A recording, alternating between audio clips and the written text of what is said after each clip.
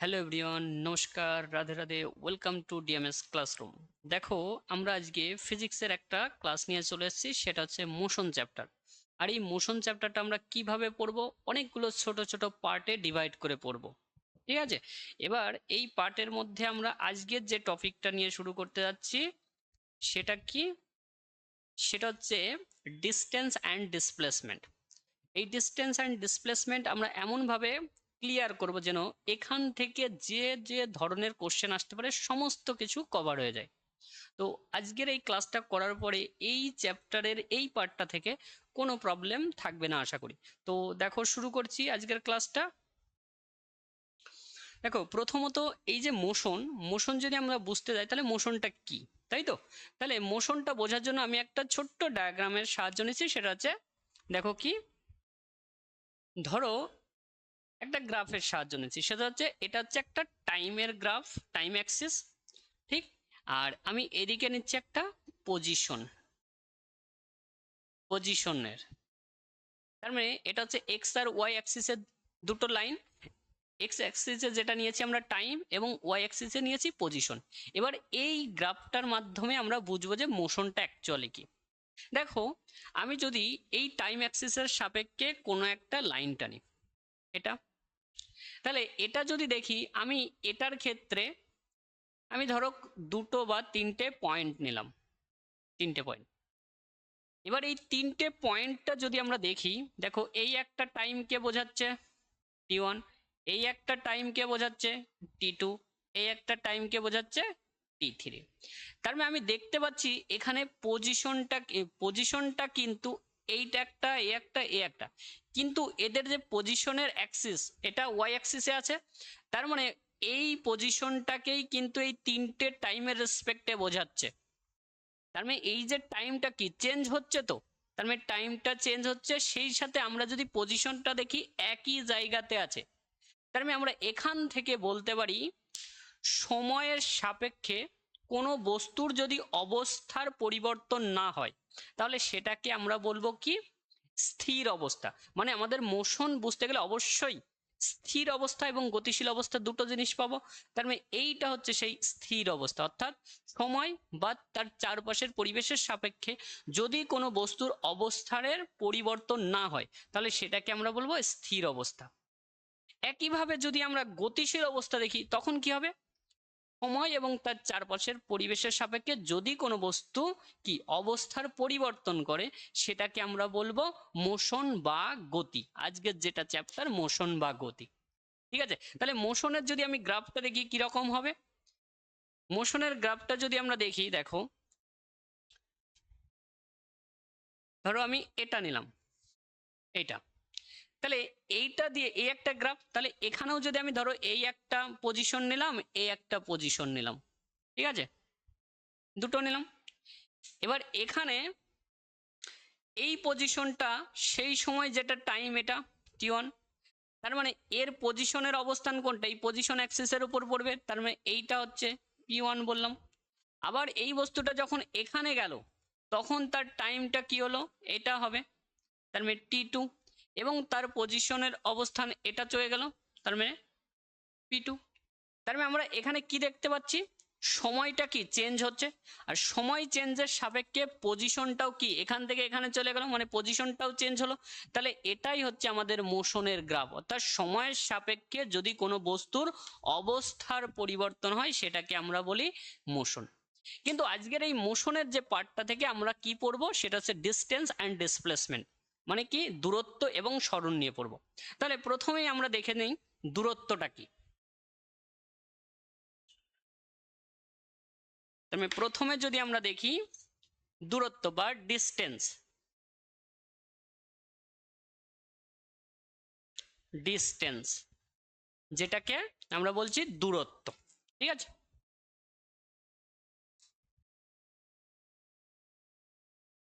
দূরত্ব, তাহলে দূরত্ব কাকে বলবো, দূরত্ব হচ্ছে আমরা বুঝি কভারিং লেন্থ, অর্থাৎ কোনো এক ব্যক্তি একটা জায়গা থেকে আরেকটা জায়গা যাবে, এবার যে পথটা ধরে যাবে সেটাকেই বলা হচ্ছে কভারিং লেন্থ, বা সেই কভারিং লেন্থকে বলা হচ্ছে ডিস্টেন্স। তার মানে সাপোজ কোন একটা ব্যক্তি এখানে ছিল, এ অবস্থানে, এখান থেকে এখানে গেল বি অবস্থান, সেখান থেকে এখানে গেল সি অবস্থানে, তাহলে তার যে দূরত্ব হবে এই যে এইটুকু লেন্থ এবং এইটুকু লেন্থ এদের যোগফল, এটাই তো কভার করেছে। তার মানে আমরা বলতে পারি ডিস্টেন্সটা নির্ভর করছে কিসের উপর? নির্ভর করছে কি পথের উপর, অর্থাৎ কোন পথ ধরে গেছে সেটার উপর নির্ভর করছে। তার মানে সেই যে কভারিং লেন্থ সেটাকে আমরা কি বলবো? ডিস্টেন্স, কভারিং লেন্থ বলতে পারি।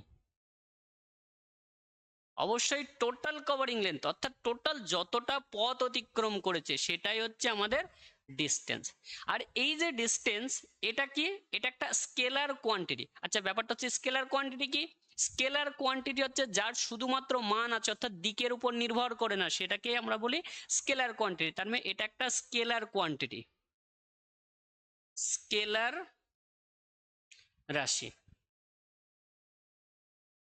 ঠিক আছে? আর এই যে ডিস্টেন্স, ডিস্টেন্সের তাহলে ইউনিট কি হবে? একটা হতে পারে এসআই ইউনিট আর একটা হচ্ছে সিজিএস ইউনিট। তার মানে আমরা যদি এসআই ইউনিট দেখি, এসআই ইউনিট দেখি সেটা হচ্ছে কি মিটার, মিটার, মিটার। ঠিক আছে, মিটার।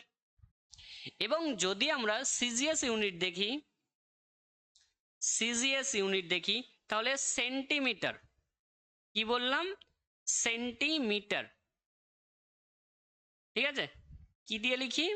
সিএম, চিফ মিনিস্টার না, অনলি স্মল সিএম, অর্থাৎ সেন্টিমিটার। ঠিক আছে, এবার এর একটা ডাইমেনশন থাকবে, অর্থাৎ মাত্রা, ডাইমেনশন বা মাত্রা।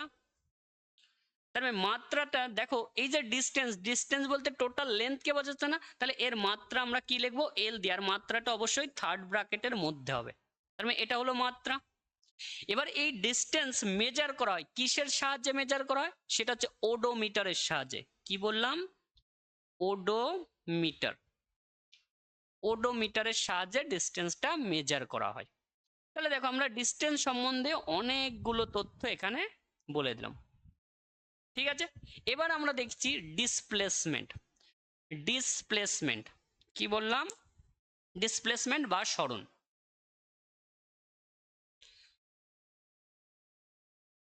ডিসপ্লেসমেন্ট বা যেটাকে আমরা বলবো কি সরণ। ঠিক আছে,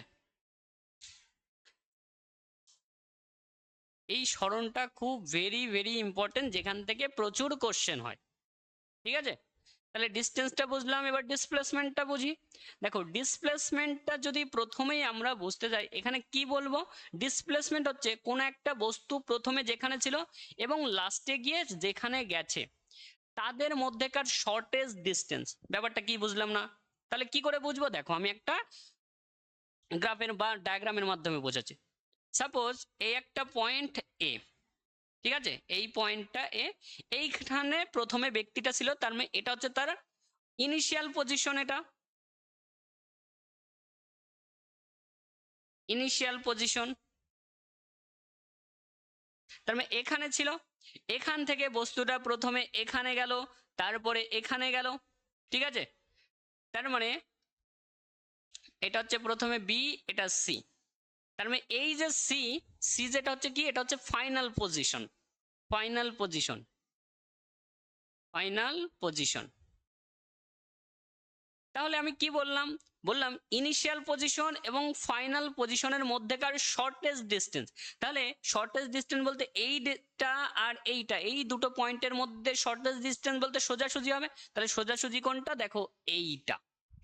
তাহলে এই যে এইটা, এইখান থেকে এই পর্যন্ত, এটাই হচ্ছে আমাদের কি ডিসপ্লেসমেন্ট বা সরণ। ডিসপ্লেসমেন্ট, ঠিক আছে, ডিসপ্লেসমেন্ট বা সরণ বলা হয়। তাহলে ক্লিয়ার হলো সরণ জিনিসটা কি? ইনিশিয়াল পজিশন এবং ফাইনাল পজিশনের মধ্যেকার শর্টেস্ট ডিস্টেন্স। ক্লিয়ার হলো? তাহলে এই ডিস্টেন্সের ক্ষেত্রে, আচ্ছা, ডিস্টেন্সটা কি ধরনের রাশি বা কোয়ান্টিটি? সেটা হচ্ছে ভেক্টর রাশি। কি বললাম? তার মানে এই যে ডিস্টেন্সটা, এটা হচ্ছে ভেক্টর রাশি, ভেক্টর রাশি বা কোয়ান্টিটি। ঠিক আছে, ভেক্টর রাশি বা কোয়ান্টিটি। আচ্ছা, এর যে ইউনিট হবে সেম, যা আমরা ডিস্টেন্সে লিখেছি সেম হবে।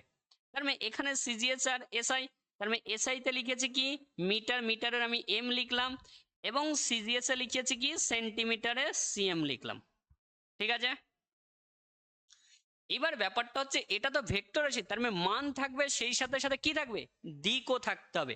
তার মানে এর যে দিকটা কি হবে, দিকটা সবসময় মেজার করা হয় ইনিশিয়াল পজিশন, অর্থাৎ প্রথমে যে অবস্থানে ছিল তার রেসপেক্টে কোন দিকে আছে সেটাই হচ্ছে তার ডাইরেকশন। তার মানে এইখান থেকে এই দিক বরাবর আছে, তার মানে তার মানে আমি এর যে দিক বলতে পারি, দিক বা ডাইরেকশন, সেটা হচ্ছে এসি, অর্থাৎ এ থেকে সি এর দিকে যেটা দিক, এটাই হচ্ছে আমাদের ডিসপ্লেসমেন্টের এখানে দিক হবে।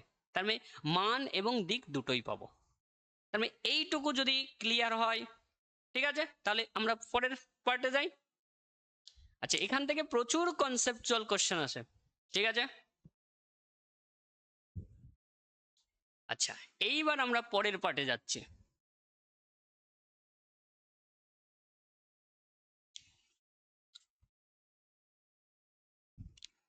আমরা যে সিরিজটা শুরু করছি, এই সিরিজটা টোটালি কমপ্লিট করব, কিন্তু ছোট ছোট পার্ট করে এরকম কমপ্লিট করব।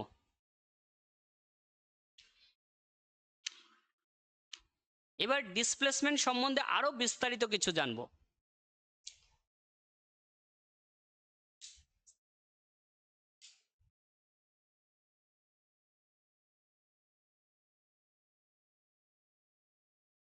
ঠিক আছে, আচ্ছা, এবার কিরকম ভাবে কি জানবো, দেখো প্রথমত আমি বললাম যে ইনিশিয়াল পজিশন এবং ফাইনাল পজিশন, অর্থাৎ প্রাথমিক অবস্থান এবং অন্তিম অবস্থানের মধ্যেকার শর্টেস্ট ডিসটেন্স, সেটা হচ্ছে ডিসপ্লেসমেন্ট।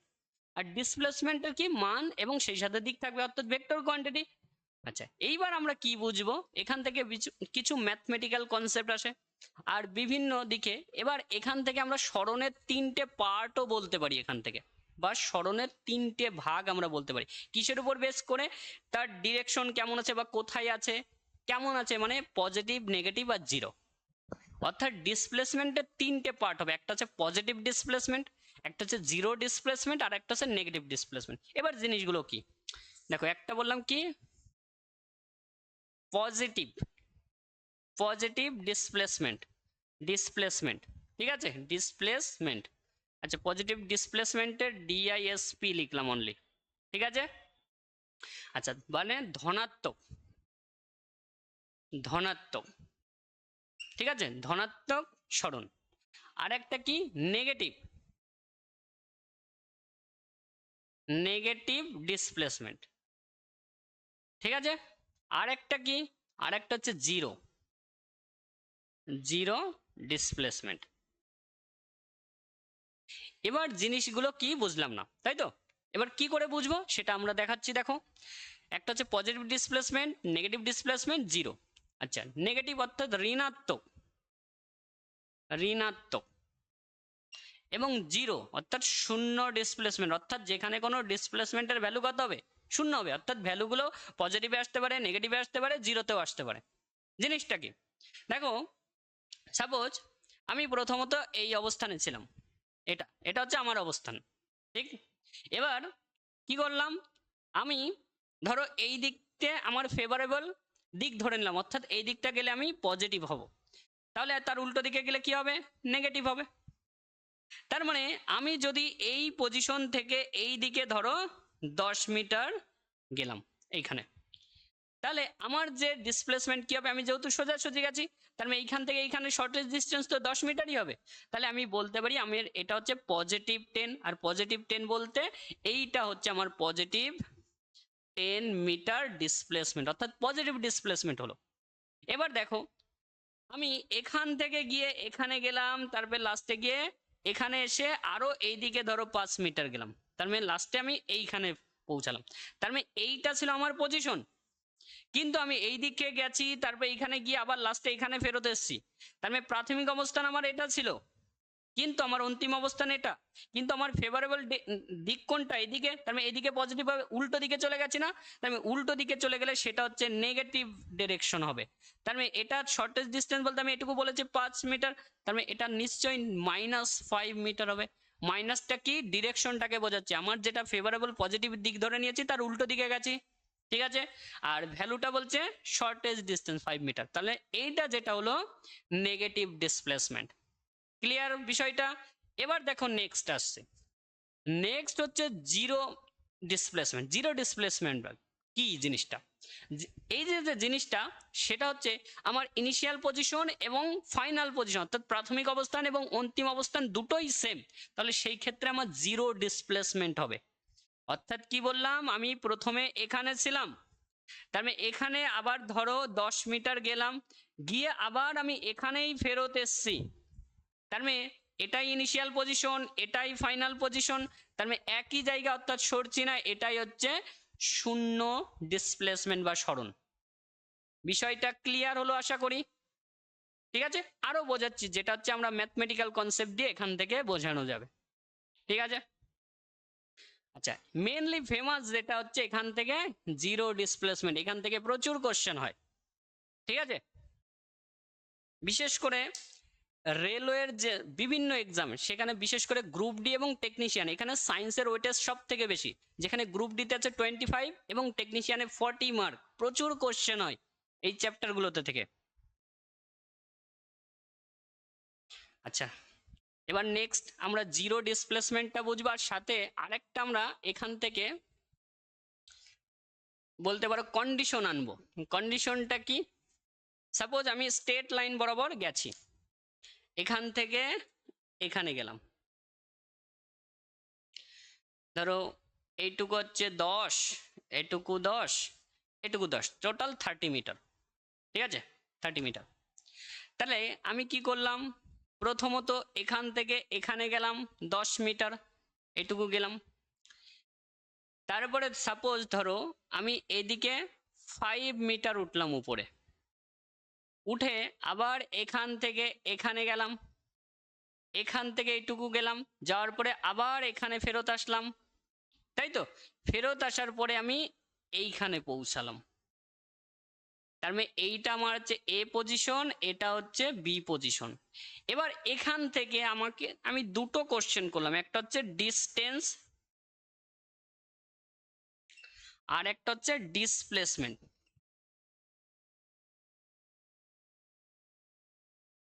এই দুটো কি হবে, মানে এরকম টাইপের একটা কোশ্চেন দেওয়া হলো, তার অ্যান্সার কি হবে, এই হচ্ছে। তাহলে প্রথমত আমার ডিসটেন্সটা কি? ডিসটেন্স হচ্ছে টোটাল কভারিং লেন্থ, অর্থাৎ যে যে পথ ধরে গেছে তার যে টোটাল লেন্থ, সেটা হচ্ছে ডিসটেন্স। তাহলে আমরা যদি দেখি এখান থেকে এই পর্যন্ত গেল মানে 10 মিটার, উপরে উঠলেও 5 মিটার 15, আবার এইখান থেকে এই পর্যন্ত মানে 10 মিটার 25, আবার 5 মিটার নিচে নামলো, তার মানে কি 30 হয়ে গেল। 30-এর পরে এখানে গেল কত, 10, তার মানে 40 মিটার হলো। তার মানে এই টোটাল যেটা 40, এটা হচ্ছে কভারিং লেন্থ, আর কভারিং লেন্থকে কি বলি? ডিসটেন্স বলি। অর্থাৎ 40 মিটার যেটা, এটা হচ্ছে আমাদের ডিসটেন্স পেলাম। কিন্তু আমার এই কন্ডিশনেই বলা হলো ডিসপ্লেসমেন্ট কত। ডিসপ্লেসমেন্ট বলতে আমার ইনিশিয়াল পজিশন এটা, আর ফাইনাল বা একেবারে অন্তিম অবস্থানে এটা, তাহলে এদের মধ্যে সোজা ডিস্টেন্স তো এটা, তার মানে এটা এখানে কত আছে, 10 10 10, তার মানে 30 মিটার, তার মানে 30 মিটার, এইটা হচ্ছে আমাদের ডিসপ্লেসমেন্টের ভ্যালু। আশা করি ক্লিয়ার হয়েছে এই এক্সাম্পলটা দেওয়ার পরে। এইবার আমরা নেক্সট আরো কিছু কনসেপ্ট বুঝবো। আচ্ছা, এইখান থেকে ডিসপ্লেসমেন্ট আর ডিসটেন্স কখন সমান হওয়া পসিবল, কখন হবে? তাহলে আমি যদি এই উপরের দিকে না গিয়ে, কারণ উপরের দিকে গেছি বলতে ডিসটেন্স বেড়ে গেছে, তার মানে ঘোড়া পথ হলে ডিসটেন্স বেড়ে যাবে, কিন্তু সোজা পথে যদি যাই, অর্থাৎ আমি এখান থেকে সোজা এখানে গেলাম, তার মানে আমার কভারিং লেন্থ তো এটা হলো, আবার ইনিশিয়াল এবং ফাইনাল পজিশনের মধ্যে শর্টেজ ডিসটেন্স তো সেম হলো না। তার মানে যখনই আমি বলতে পারি যে সরল রেখা বরাবর, সরল রেখা, সরল রেখা বরাবর, সরল রেখা বরাবর যদি যাই, সেই ক্ষেত্রে আমার ডিসপ্লেসমেন্ট সেটা সমান হবে কার? ডিসটেন্সের, ডিসটেন্সের।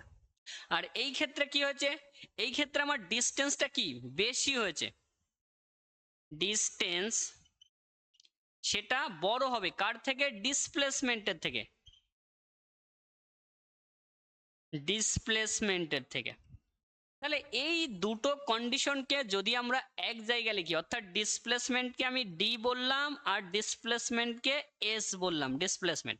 তাহলে এই ক্ষেত্রে ডিসপ্লেসমেন্ট এস, আচ্ছা ভেক্টরকে জাস্ট আমরা উপরে সিম্বল দিয়ে বুঝিয়েছি, আর এটা হচ্ছে ডিসপ্লেসমেন্ট।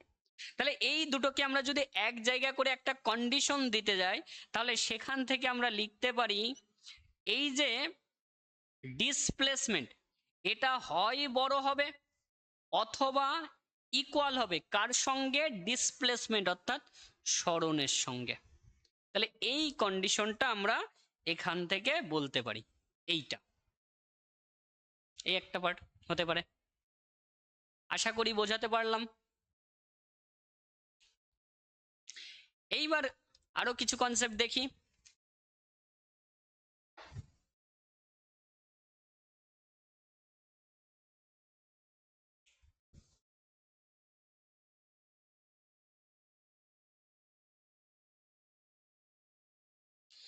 এইবার ধরো বৃত্তাকার পথ বরাবর যাওয়া হচ্ছে। কিরকম বললাম, বৃত্তাকার পথ বরাবর। তার মানে আমি একটা বৃত্ত ধরে নিলাম, একটা বৃত্ত বা সার্কেল, ঠিক আছে।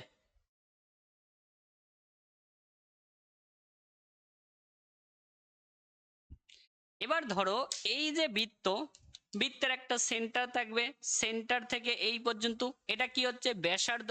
আমি ধরে নিলাম এই ব্যাসার্ধটা হচ্ছে 14 মিটার, ঠিক আছে, অর্থাৎ আর এর ভ্যালু 14 মিটার। এবার সাপোজ আমার পয়েন্ট হচ্ছে এইটা, এটা হচ্ছে আমার স্টার্টিং পয়েন্ট অর্থাৎ এ। এখান থেকে কি করলো, এই বৃত্তের 3/4 অংশ অতিক্রম করলো। কি বলা হলো, কোন একটা বৃত্তের 3/4 অংশ অতিক্রম করা হলে দূরত্ব কি হবে এবং সরণ কি হবে। কোন একটা বৃত্তের 3/4 অংশ অতিক্রম করলে সেই ক্ষেত্রে সরণ কি হবে এবং দূরত্ব কি হবে বের করতে দিল। তাহলে কি করে করব, তাহলে দেখো আমি যদি এই বৃত্তের 3/4 অংশ দেখি, মানে আমি বৃত্তের অবশ্যই সারফেস দিয়ে যাব, চার সাইড দিয়ে ঘুরে যাব, তাহলে 3/4 অংশ অতিক্রম করব। দেখো এইখান থেকে এই পর্যন্ত, এটাকে দুটো ভাগে ভাগ করলে এইটুকু অর্ধেক, টোটাল যদি চারটে ভাগে ডিভাইড করি এরকম, এটা তার মানে একটা দুটো তিনটে চারটে পার্ট, তার মধ্যে 4 ভাগের মধ্যে 3 ভাগ গেছে, তার মানে এইখান থেকে একটা দুটো তিনটে, তার মানে এই পজিশন হলো না, তার মানে এটা ইনিশিয়াল পজিশন আর এটা হচ্ছে ফাইনাল পজিশন, দুটো অবস্থান পেয়ে গেলাম। এবার এই দুটো অবস্থানের মধ্যে আমার কি কি বের করতে বলেছি, আমি বললাম যে ডিস্টেন্স কি হবে এবং ডিসপ্লেসমেন্ট বা সরণ কি হবে। দেখো সরণ বলতে কি, ইনিশিয়াল এবং ফাইনাল পয়েন্টের মধ্যেকার সরল মানে সরাসরি দূরত্ব। তাহলে এটা আমার ইনিশিয়াল পজিশন, এটা হচ্ছে ফাইনাল পজিশন, তার মানে এদের মধ্যেকার শর্টেস্ট ডিস্টেন্স একমাত্র এটা পসিবল সোজাসুজি। তাহলে এই যে এইটুকু বের করলে সেটাই তো আমার ডিসপ্লেসমেন্ট হবে, তাই তো হবে। এবার দেখো আমি কি বললাম, বৃত্তের ব্যাসার্ধ কত, 14, তাহলে এটুকু 14 হচ্ছে, এটুকু 14 হচ্ছে। আচ্ছা তাহলে ভেতরে এটা একটা ত্রিভুজ হচ্ছে না, সমকোণী ত্রিভুজ, আর সেই সাথে দুটো বাহু সেম, তার মানে সমকোণী সমদ্বিবাহু ত্রিভুজ হচ্ছে না। তাহলে সমকোণী সমদ্বিবাহু ত্রিভুজের আমার কি বের করতে হবে, অতিভুজটা বের করলেই হয়ে যাবে, তাই তো হবে। সমকোণী সমদ্বিবাহু, তার মানে অ্যাকচুয়ালি যেটা হবে এটা হচ্ছে 14√2, 14√2, আমি বাইরে লিখে দিচ্ছি, এটা হচ্ছে 14√2 হবে। ব্যাপারটা কি বুঝলাম না, দেখো এটা হচ্ছে সমকোণী ত্রিভুজের অতিভুজ। আমরা জানি এই যে অতিভুজ মানে A B equal to root of লম্ব স্কোয়ার প্লাস ভূমি স্কোয়ার, তার মানে এখান থেকে 14 এর স্কোয়ার প্লাস 14 এর স্কোয়ার এই তো আসবে। তার মানে অ্যাকচুয়ালি এখানে যেটা আসবে রুট অফ 2 ইন্টু 14 এর স্কোয়ার। এবার রুটের মধ্যে দুটো থাকলে একটা বাইরে আসে, তার মানে 14 এখানে দুটো আছে, তার মানে একটা বাইরে আসবে 14, আর আচ্ছা আমি এই পাশে লিখছি 14 আর ভেতরে থাকবে কত 2, তার মানে 14√2, তার মানে এটাই তো আমার হচ্ছে কি ডিসপ্লেসমেন্ট। তার মানে এটা যেটা 14√2, ইউনিট কি হবে, এসআই তে নিয়েছি মিটার, তার মানে মিটারেই আসবে। আচ্ছা এইবার ব্যাপারটা হচ্ছে আমার এখানে ডিস্টেন্স কত, দেখো ডিস্টেন্স বলতে আমি যদি দেখি টোটাল যদি ঘুরে আসতো, টোটাল ঘুরে আসলে সেটা কি তার পরিধি বরাবর ঘুরে আসতো না? তাহলে সেই ক্ষেত্রে পরিধি বলতে 2 পাই আর, তাই তো? কিন্তু টোটালটা তো আসেনি, গেছে কোনটা? টোটালটার মধ্যে 4 ভাগের 3 ভাগ গেছে, তার মানে নিশ্চয়ই অ্যান্সারটাও এর 3/4 ভাগ করে হবে, তাই তো হবে? তাহলে আমি এখান থেকে যেটা বের করতে পারবো এটা হচ্ছে ডিস্টেন্স বের করতে পারবো। তার মানে 2 পায়ের ভ্যালু কি আমরা এখানে 22/7 লিখতে পারি। 2 পায়ের ভ্যালু 22/7 লিখতে পারি, ইন্টু আর এর ভ্যালু 14 যেটা দেওয়া আছে, আর তারকে কত অংশ? 3/4 অংশ। ক্লিয়ার? তার মানে 7 দিয়ে এটাকে কাটলে 2 পাবো, 2 আর 2 4 এর সঙ্গে এই 4 কাটতে পারি, তার মানে দেখো 3 2 6 6 66 মিটার। তাহলে এখানে যেটা পেলাম 66 মিটার কি পেলাম? ডিস্টেন্স পেলাম। তাহলে আশা করি এদের ডিফারেন্সটা বোঝা গেল, কোনটা ডিস্টেন্স কোনটা ডিসপ্লেসমেন্ট। ঠিক আছে, অবশ্যই ডিস্টেন্সটা বড় হবে, যতক্ষণ না আমার স্ট্রেট লাইন হবে ততক্ষণ ডিস্টেন্স আর ডিসপ্লেসমেন্ট সমান হবে না। যখনই এটা স্ট্রেট লাইন না মানে সবসময় ডিস্টেন্সের ভ্যালু বড়ই হবে। ক্লিয়ার হলো?